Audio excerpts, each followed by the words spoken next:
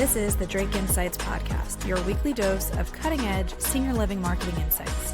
Join me, your host, Natasha Drake, for bold ideas, proven strategies, and inspiring stories straight from the experts. Tune in and let's conquer the senior living marketing landscape together. Hi guys, welcome back to another episode of the Drake Insights Podcast. I'm your host, Natasha Drake from Drake Strategic. Let's get started. So on today's episode, we're going to kind of veer away from what we've been talking about recently. And it's a little bit of a controversial topic. So we're going to be talking about the clinical side of operations and sales and marketing. So how we can better operationalize our care model and how we can also incorporate the clinical team and the care team in sales and marketing. And I think this is something that's missing. And that's why I say a little bit controversial because, I know back when we did sales and marketing, when I was the community side, you really didn't, you didn't show the care side as much. You didn't involve as much of the clinical team. And especially with this boomer generation, we need to change our thinking about this and our approach. And the more we can involve the care team from the beginning is going to help not only your sales and marketing efforts, but also making sure you don't have that high acuity, right, in your building. So twofold there. I also have found, luckily where I was working before on the ops side, I had some really strong clinical leaders and we were developing really cool care plans and wellness models, and that helped the marketing. So there is a way that the more you can partner and talk about these things with your clinical team can really help ease that nervousness, that fear, especially that boomers have, the older boomers and the younger boomers, right? They want that transparency. They want to understand, great, this is all fancy and shiny, but what does this look like later down the road when I may need care? Because in their mind, right, they're thinking of when they put their parents in nursing homes and things like that. They don't understand the modernization, the new care, the new clinical side, how it is today. So we need to get around that fear that we have of incorporating it into sales and marketing. And what does that look like? So we're going to dive in a little more. And I brought on an expert who I've worked with for many, many years on the operations and the sales and marketing side. So we have Andrew Gall, Customer Success Manager from PointClickCare. Yeah. And I brought him on to really help us dive in because he has experience on the operations side, clinical side, executive director, marketing side. It's good to kind of have someone who understands the whole experience and how that can help you from an operations census perspective and sales and marketing. So Andrew, welcome to the show. Hi. If you wouldn't mind introducing yourself to everybody. Absolutely. I'm so excited to be here. I love a full circle moment. I think we worked together 7 years ago, something like that. And yeah, be back in the same place. This is great. I've been in the senior living industry for a little over 15 years in a lot of different ways. I started out in sales and marketing back in the holiday retirement days. And then I was an executive director for a long time. I've worked with a few different operators. I've been very fortunate to build some great relationships and have done everything from, stabilized, longstanding communities to new construction, new market development, all those kind of things. And now on the vendor side with PointClickCare and get to work with organizations all over the country. So yeah, it's an industry that's near and dear to my heart. And this conversation is very near and dear to my heart. So I'm very excited. Yeah. And I will say, as we discussed, this is a little out of my wheelhouse for all of the listeners today. Everyone knows that I worked on the ops side, but I was always focused on sales and marketing. Like I said, I was involved in the, wellness program development and things like that, but this is a little outside my wheelhouse. So I'm really excited to dive in and talk about this and have an expert really explain more of these details than I can, and I can give kind of that sales and marketing approach side. So if you can kick us off. So when we first spoke a couple weeks ago, we talked about this disconnect between promises and reality. And I think that's one of the biggest problems in the beginning of sales. When you're bringing in someone and you're promising things that maybe the sales teams aren't understanding truly how it's done. They're not understanding the true level of care the resident may be needing. And so there's this disconnect. Yeah. And then I have seen that then the prospect then moves in, becomes a resident, and then you have quick turnover because the reality is not what you're promised. And that's what I mean in terms of sales and marketing, getting behind it from the beginning. So can you talk a little bit about, what you've seen there, this disconnect and what that struggle looks like? I think the disconnect we're talking about, and even just the point of you saying like this is outside of your wheelhouse, really highlights the fact that there still exist these really major silos in our space. And Yeah. historically in senior care, the clinical motivation for making a change for mom or dad, grandma, grandpa has been the driving force. And the last 10 years have really seen us shift towards this hospitality mentality Mm-hmm. and a Mm-hmm. focus on amenities and culinary Uh-huh. experience, Mm-hmm. wellness, holistic programs, life enrichment and engagement. And all of those things are super important. I want to make sure that we are not minimizing any of that. However, I think at the end of the day, we know that the driving force behind making a decision is often a clinical one, right?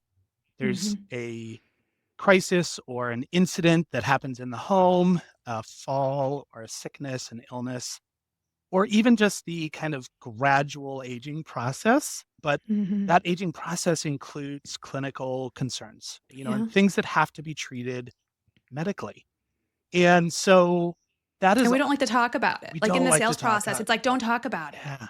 And I'm like, that's sometime, many times what's driving them initially to call you. And maybe you don't talk about it the first minute, Mhm. but it has to be part of the conversation. So sorry, I wanted to say that it's often, don't talk about it, don't go Yeah. there. And it's like, we have to And somewhat and the in danger certain in ways. that is that we end up missing things that are really integral to providing great care.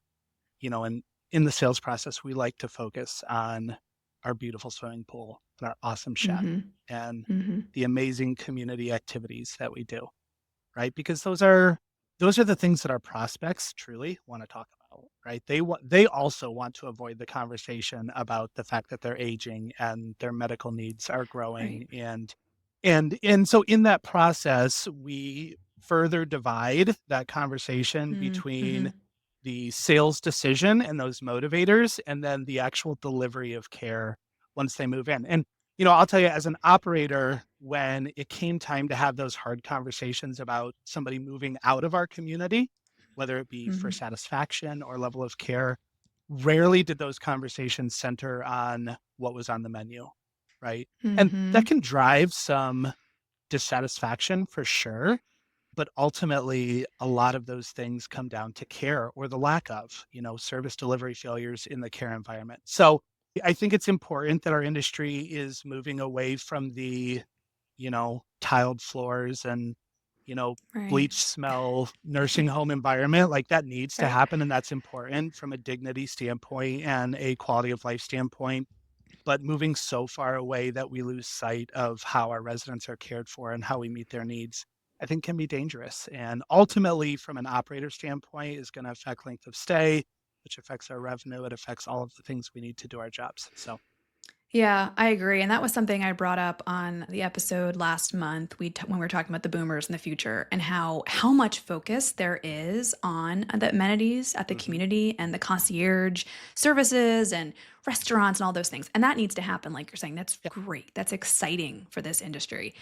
But you're right. That level of focus and modernization, whatever it is, focusing on specific, organizational ways of improving that is not being, delivered as well on the yeah, care side, as well as the sales side. I talked about that when I was talking to Kelly Myers too, is how much marketing has evolved and sales, the sure. sales team and that structure has really slowed too. So this is kind of that same idea from the care perspective, is making sure you are also thinking ahead. It's not Mhm. just your sales and marketing team. How is the care clinical model involved in that process? So I'm going to push it back to you on, then what does that look like? What do they need to do? Yeah. What does that mean from an operator who's listening to this? So I think there's a couple of things we need to be thinking about. I am having a lot of conversations with clients and industry partners right now around the operationalization of Mm, care and wellness mhm, and how we integrate the coordination of services in our day-to-day activity. We're a mhm, really reactionary industry and we have been for a long time. And unfortunately, that's driven by the nature of what we do. We're not a skilled environment. We're not an acute care environment where mhm, we have resources clinically, operationally to be very aggressive in the treatment of illness or injury. And that's by design. And I don't think that that should change. Unfortunately, that often puts us in the position as an operator that when the crisis occurs, we kind of have to go five alarm fire to not only protect the wellness and longevity of our resident, but to protect our business. There's risk associated with potential litigation and things like that. And, then just the potential for a resident moving out to a higher care environment or perceived dissatisfaction because of lack of care in our own environment, right? Mhm. So by operationalizing that wellness approach, the goal would be that we can be proactive in the care of our residents and avoid some of those 5 alarm fires. Can you explain a Yeah, little bit what that means? Like for someone like me, it's kind of fun that I'm sort of not my wheelhouse. So yeah, kind of playing, outside what you know. What does that mean in terms of operationalizing care? And sorry if I'm switching subjects here, but can you talk like what does that mean exactly? yeah, absolutely. So I think there needs to be a top-down approach into how Mm, care and wellness get integrated in the day-to-day of our residents' lives. Again, we mm, come back to these competing priorities of hospitality and kind of that holistic wellness approach that really wants to keep the clinical component of what we do behind closed doors. When in fact, I think that if we brought a hospitality mindset to care, we could really start to integrate the clinical side of what we do into everyday life. Fact of the matter is, mhm, our residents are going to continue to get older. Their needs are going to continue to increase. And I think we best protect their quality of life not by hiding from their increased clinical needs, but by finding ways to integrate the clinical service into the parts of life that they enjoy and look forward to every day, into our culinary programs, into our life enrichment programs, into all of those things.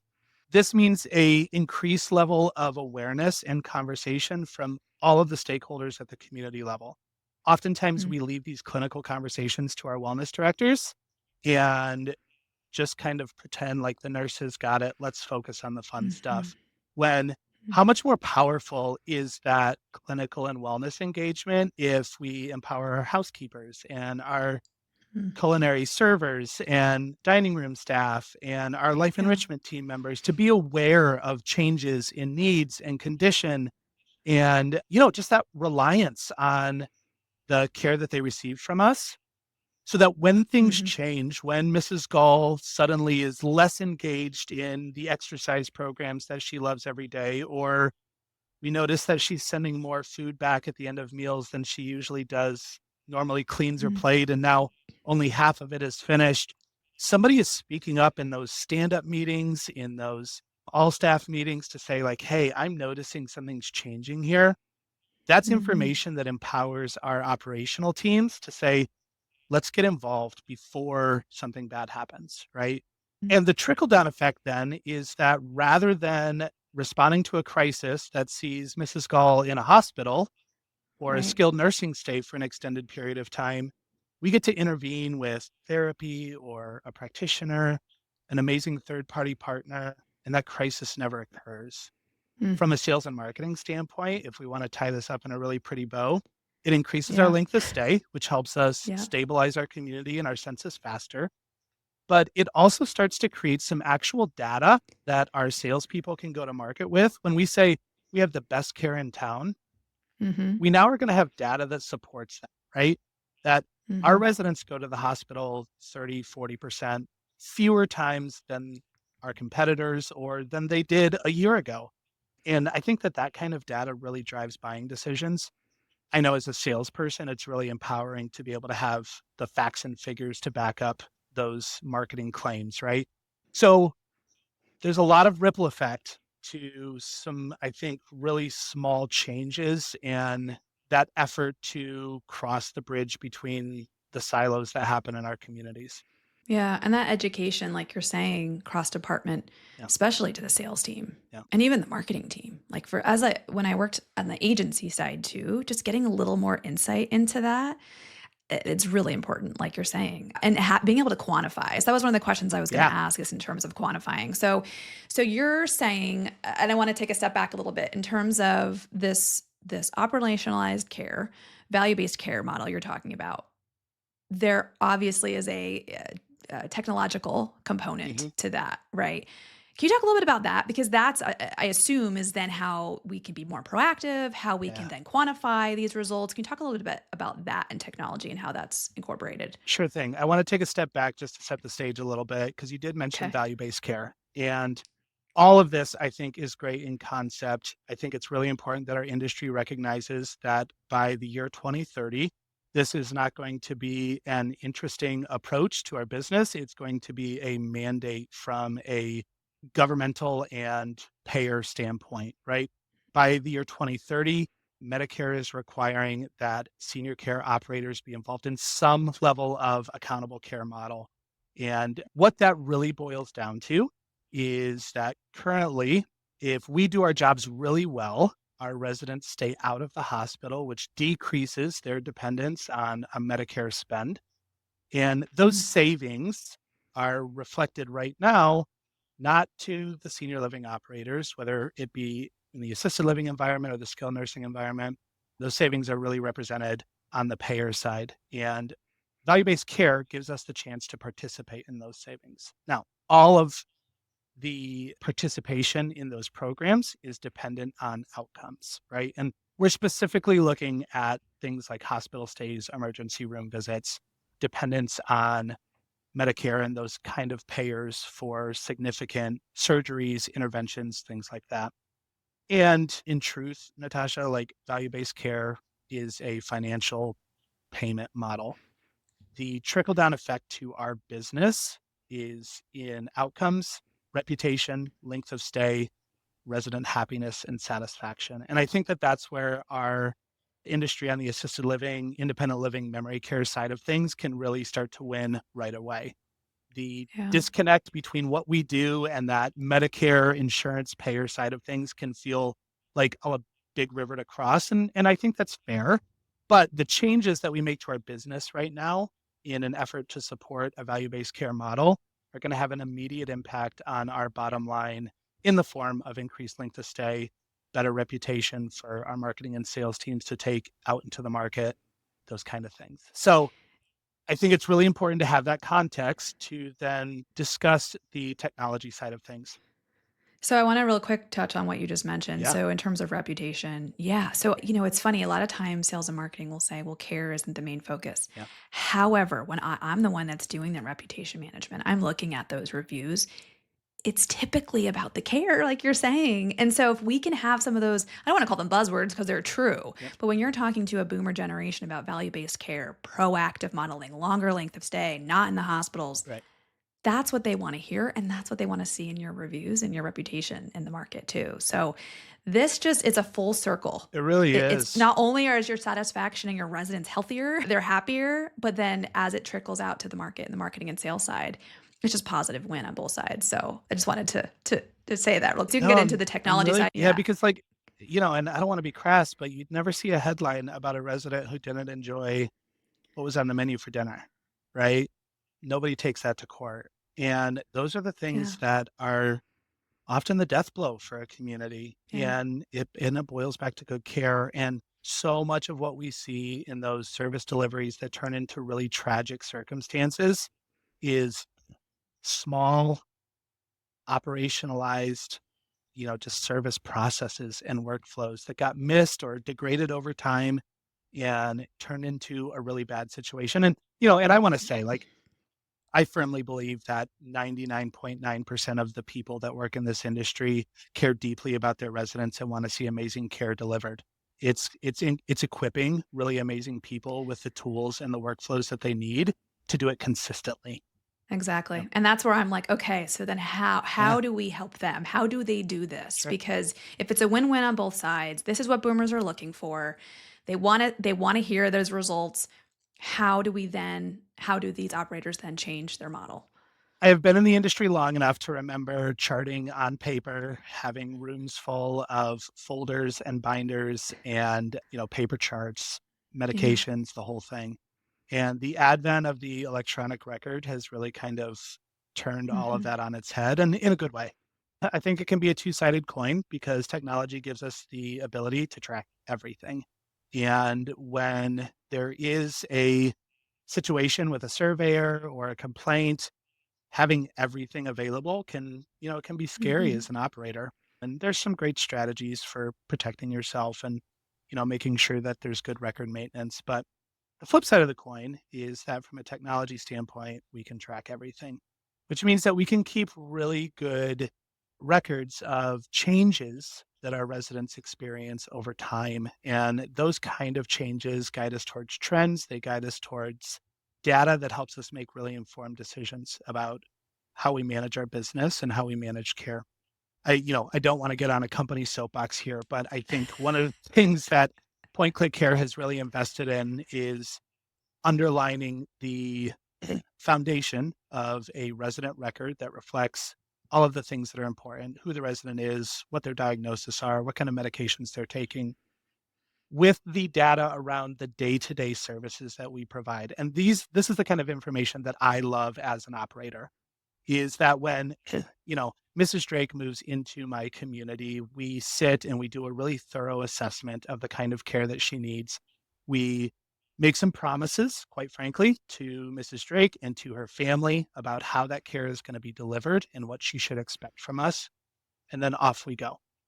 The aging process, by its nature, presents us with a problem that those needs are going to change over time. And sometimes the window of change is long and expected and progresses in a very natural way. Oftentimes, I think we find in our senior living environments, those changes happen faster than we expected.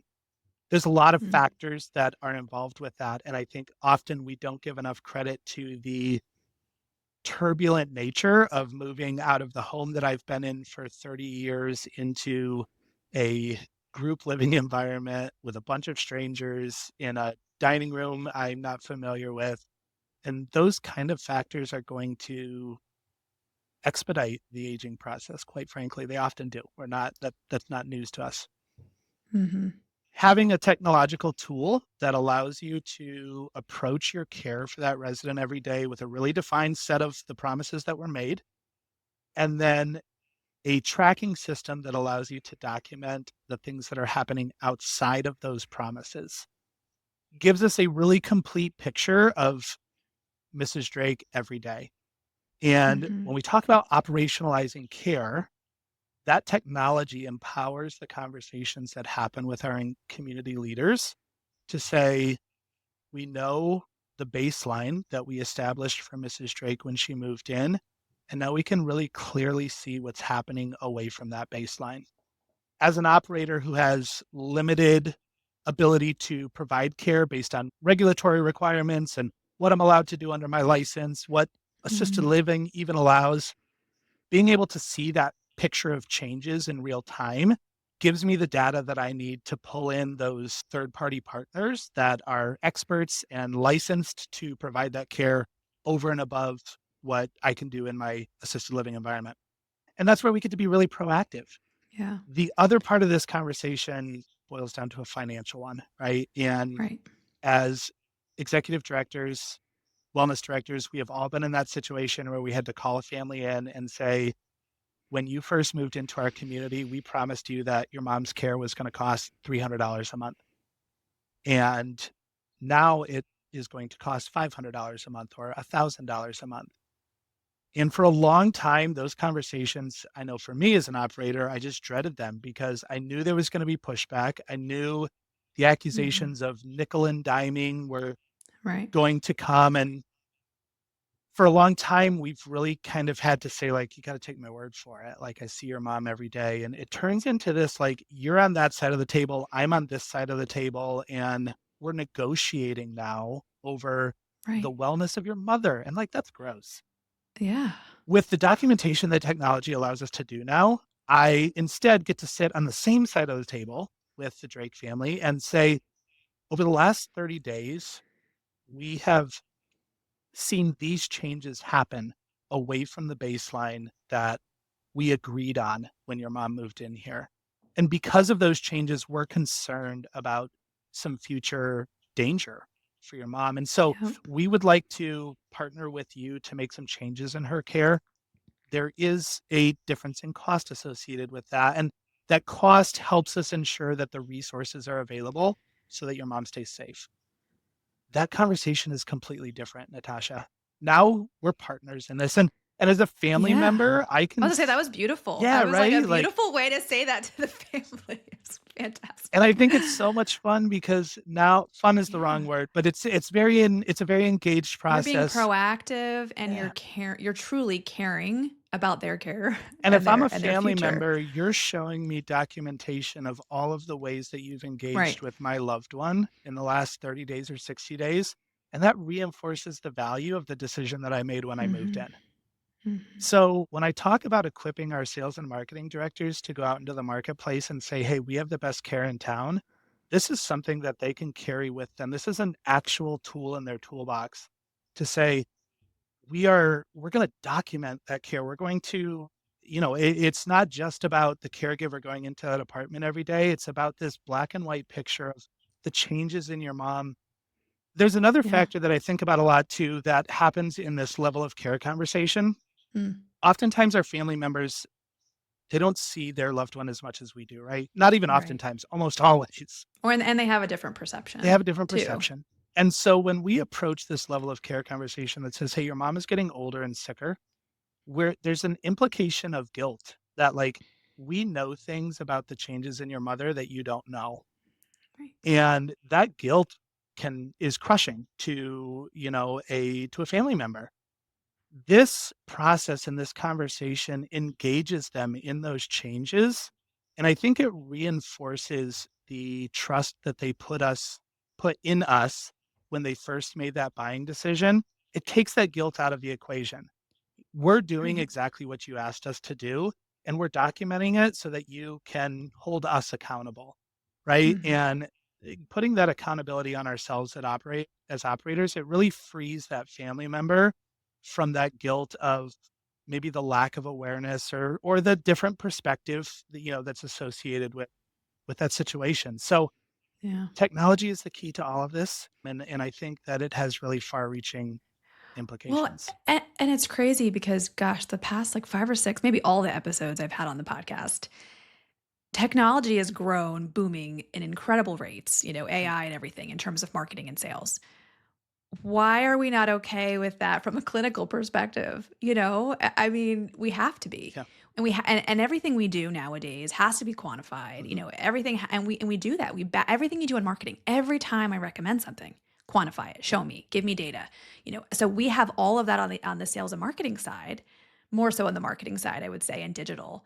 But you're right, from a clinical perspective, it helps you to be proactive. Just like we're trying to be proactive from the sales and marketing side, it's helping you be proactive on the clinical side. So I agree. I mean, we gotta get Yeah. behind that. And as we talk about removing silos, I think this is another place where technology can really shine.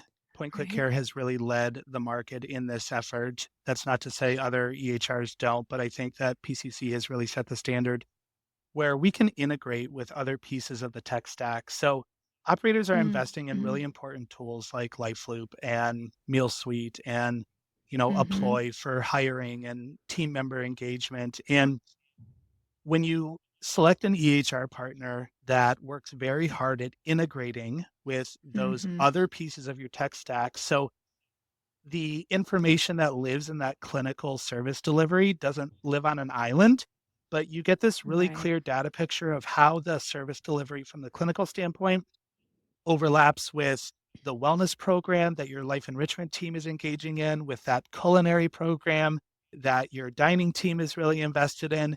And now you start to get this really big data driven picture of the life that your resident is living that only further educates your operational team to make really proactive decisions for your resident.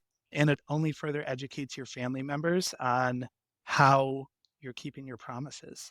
So I think Yeah. it's really important when choosing that technology partner that you're looking at the ways in which they can connect with the various parts of your business. If Yeah. we're working hard to build bridges between our departments from a, person to person standpoint, we should also be removing those silos on the technology side of things so that we have a really finely tuned machine that gives us the best opportunity to be proactive in our resident care. Yeah, and I think, just hearing you say this, just from my sales cap comes on, I'm thinking of how much more educated I would now feel, how much more clinical based knowledge can I Yeah. share.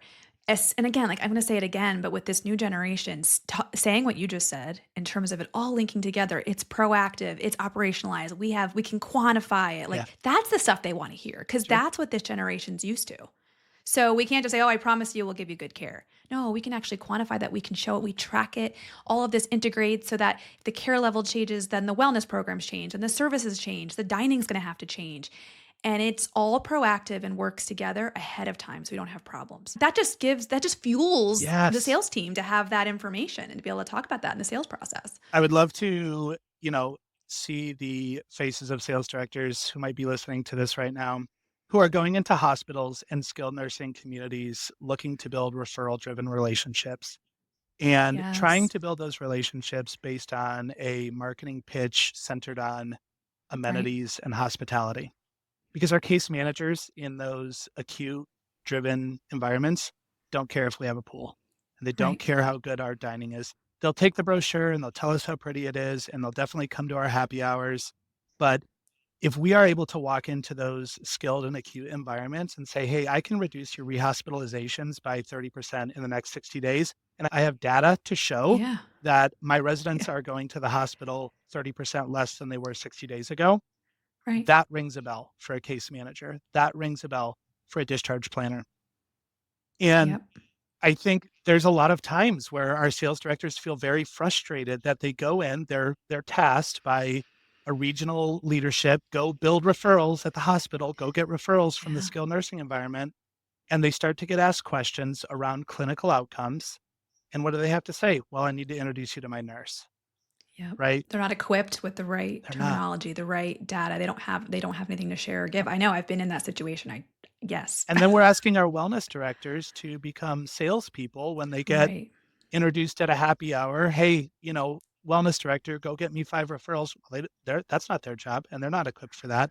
So I think Yes. like it's a really simple switch to flip of equipping our Yeah. salespeople with some really accessible data that Yeah. says, I can make a difference in your business, hospital partner. I can make a difference in your business, skilled nursing partner.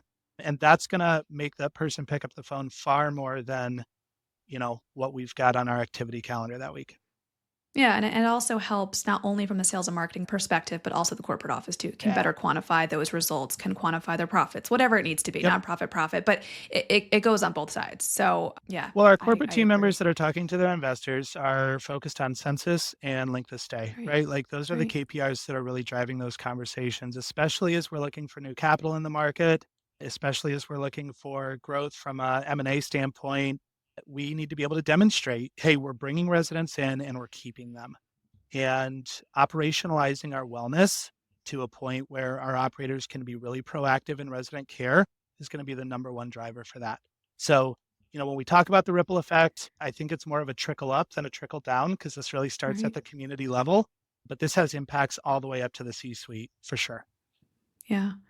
Is there anything more before we close that I didn't touch on or I didn't ask that we want to dive into? No, I think I would really encourage my operators who are listening today to get rid of that anxiety around clinical Yeah. conversations and not just by, mantra that you look at yourself in the mirror and say, don't be scared of clinical today, but you've got access to the data in your communities, and I want you to feel really empowered to use it in a meaningful way. And if it's not great today, if you look at the data and it's scary, we're not happy with the numbers, get engaged with your partners from a technology standpoint to understand Yeah. why it isn't good, what's happening, and get really strategic about how to fix it. My favorite conversations with my clients are around the workflows that drive the Mm. utilization of the technology in ways that support Mhm. our frontline team members, our wellness directors, because those changes equate to actual differences in resident care. They equate to a more educated team member who feels empowered to speak up in a stand up meeting when something has changed with Mrs. Gall. And they equate to really data driven discussions in at risk meetings and department head meetings about the longevity of our residents, and about their wellness picture. So I would just encourage you, like, don't be scared of it. Data can feel scary, engage with your partners to make sure that you understand it and understand how to action it. And Yeah. then I would say if you don't feel like you've got a good technology partner for that right now, we would love to engage with you. We would love to talk through what impacts can be made on your business and ultimately on the care of your residents and how we can help support. That's awesome. Thank you so much for hopping on today. Yeah. It was something, like I said, really out of my wheelhouse, but man, I'm ready. Like I'm Awesome. from a sales and marketing perspective, I now feel more equipped in order Great. to market this properly. And I've got these like things going on in my head of how we can get this on the website, things we can do in terms of blogs and Yeah. education and reputation. So I'm psyched about it. So thank you so much for joining today. Is there any last key takeaway that you want, like for sales and maybe for sales and marketing directors specifically too, as most of the listeners are, any key takeaway you want them to remember specifically from this episode? Yeah, absolutely. I've been doing a little bit of content myself. And one of the things that we're talking about right now is how the sales team can engage that clinical partner in the community. Right. And it can be difficult to pull that wellness director away from resident care. I think there's a ton of value in introducing that clinical relationship before the resident makes a buying decision, before they make that move in decision for a couple of reasons. We really want to be strategic about the acuity in our communities, right? And making sure that we have the right residents and that we are equipped to provide the right kind of care. And getting that clinical eye and clinical perspective on a potential new Hmm. resident before the move in helps us avoid surprises. It helps us avoid, the unexpected care needs, but it also starts to underpin the value of the promises that we're making throughout that buying decision. And Right. we don't want the first time our wellness director meets Mrs. Gall to be when she comes through the front door, because Hmm. now we're set up right from the beginning of that relationship to be reactionary. Right. Versus if we've had these conversations, we've established the expectations beforehand, our team feels ready, our team feels prepared. From a clinical Right. standpoint, we're already engaging with the third-party partner relationships that might be needed to provide the right type of care. So I would tell your sales directors, like, if you're not sitting down with your wellness director every single day to go over your hot leads or your, potential move-in board, and to get out and do those home visits. I'm a big home visit guy. Go see that potential new resident in their current environment to get a real good picture of what's actually going on. Start doing that and leverage that executive director leadership as well to, kind of they should really be quarterbacking the whole thing. And, sometimes those perspectives can be at odds where the wellness director says, "Oh man, I don't know if this is a good fit." And the sales director is feeling that pressure to, you know, push occupancy and fill an apartment. Right. That executive director needs to be the leader in the conversation and really quarterback to say, like, what's the best fit for our community? Can we effectively deliver on the promises that are being made from a sales standpoint? Does my clinical team have the resources that it needs to execute on those promises?